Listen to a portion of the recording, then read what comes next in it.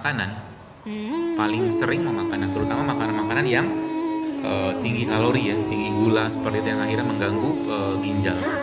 Ya, makanya saya sarankan banget teman-teman mulailah untuk menghindari atau stop kayak gula pasir, tepung gitu. Karena itu tinggi banget, termasuk nasi putih juga tinggi gulanya. Lama-lama gagal ginjal itu adalah biasanya ya, nanti mungkin bisa di browsing lah lebih detail banyak kok.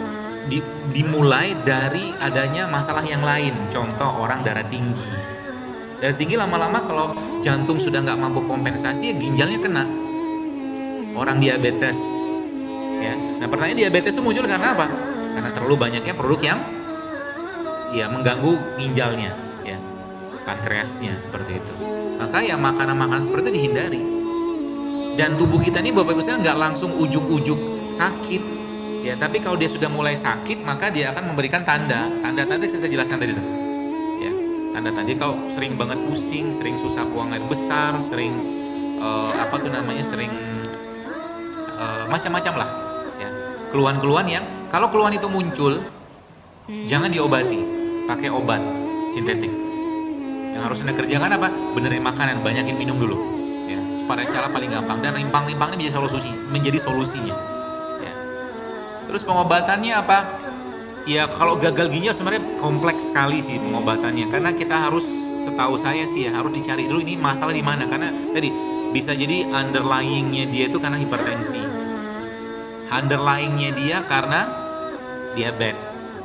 Ya kalau udah case-case berat seperti ini, saya sarankan mendingan cari herbalis ya, atau mungkin teman-teman herbal gitu yang bisa intensif menerapinya. Bisa sembuh nggak? Nah ini keyakinan seperti ini harus kita pegang baik-baik. Kata Nabi SAW, likulli da'in dawaun.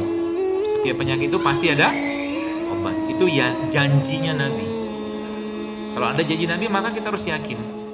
Ya, kita harus yakin bahwa semua penyakit itu mungkin bisa jadi belum sembuh karena kita belum diberitahu sama Allah. Ya, karena itu bagian dari akidah.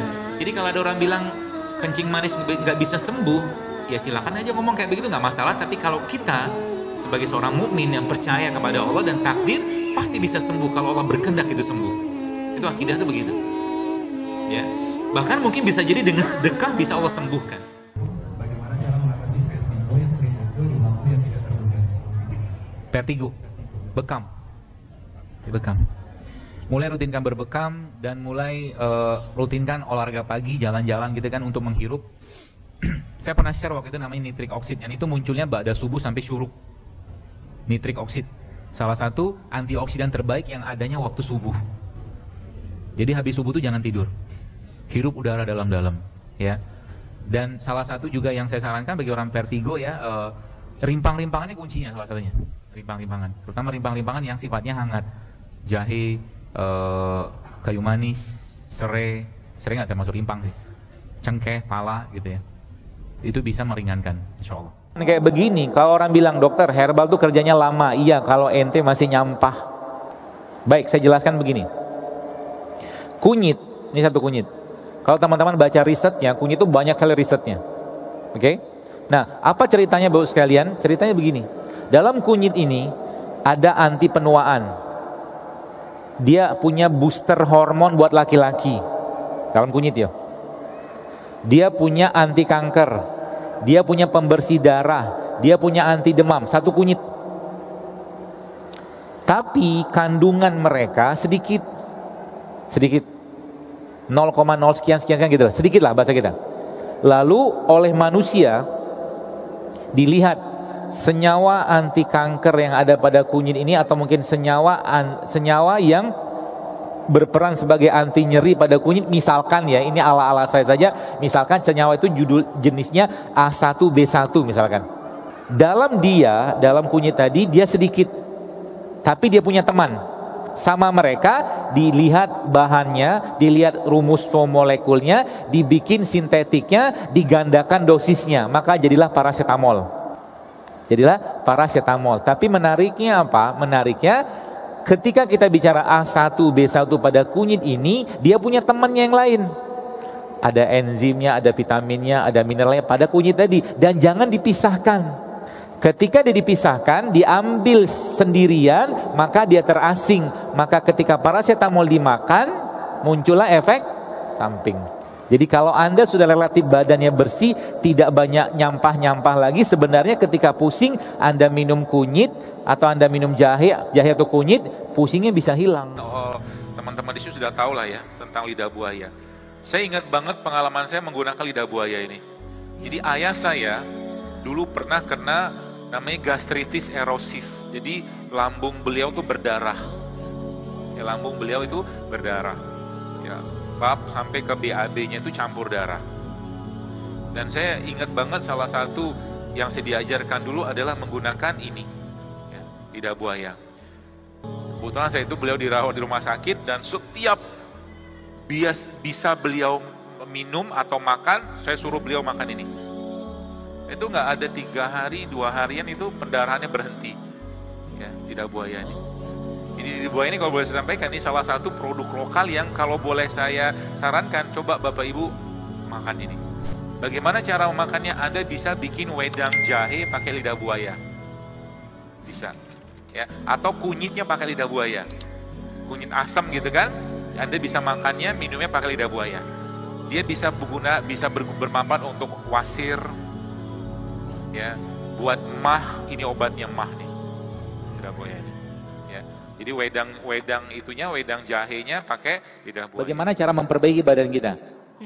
Tapi sebelum saya cerita tentang itu, saya kemarin sempat baca satu riset, ya, itu ternyata subhanallah, kalau kita bicara tentang minyak zaitun itu ada di dalamnya namanya MUFA. MUFA itu monounsaturated fatty acid, salah satu minyak lemak yang terbaik lah. Kemudian kalau kita bicara kurma atau madu, maka dalam kurma dan madu ada asam amino. Mereka bahan baku tubuh kita. Ada lagi namanya mineral yang dikenal dengan selenium. Ya, selenium itu mineral yang bisa berperan untuk mencegah kanker.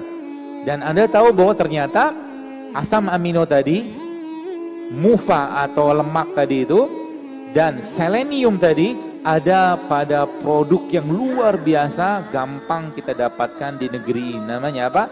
Kelor. Kelor itu hampir lengkap asam amino. Daun kelor. Dia bisa, kalau asam amino maka dia bisa memperbaiki gen. Selenium pada kelor itu bisa mencegah kanker. Jadi kalau ibu-ibu mau nyobain, ya bikin biasa pakai sayur bening gitu, ya. Dibikin aja kelor. Sebenarnya sayur asam amino namanya. Sayur pencegah kanker. Apalagi sayur lemak, karena kelor mengandung lemak seperti lemaknya minyak zaitun. Itu dahsyatnya kelor. Kalau Anda ambil kelor, lalu Anda blender sama kelapa, air kelapa muda tadi, lalu bubuknya Anda biarkan 6 jam dulu, nanti bubuknya Anda balurin ke badan, dia akan mengikat racun. Kanker ya, misalkan kalau kita bisa bicara sedikit tentang kanker. Kanker itu kita bisa bikin dia kelaparan. Sel kanker itu kita bisa bikin dia kelaparan dengan cara apa? Jangan makan daging olahan.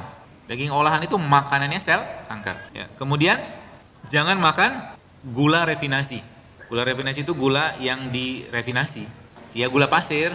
Kemudian jangan makan pemanis buatan. Jangan mengkonsumsi produk-produk yang berbasiskan susu-susuan.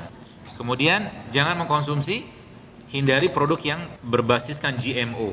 GMO itu yang diubah genetiknya. Ya. Contoh misalkan kalau teman-teman ketemu, ini kan anggur nih. Kalau anggur nih, ya kalau ada bijinya bagus. Kalau teman-teman ketemu seedless fruits, ya, atau buah yang nggak ada bijinya, saya lebih sarankan jangan dimakan. Karena kan bijinya ini kan tempat dia tumbuh awalnya kan. Terus kalau dia nggak ada biji, tumbuhnya gimana? Gimana? Di lab. Ya kan dibikin di lab.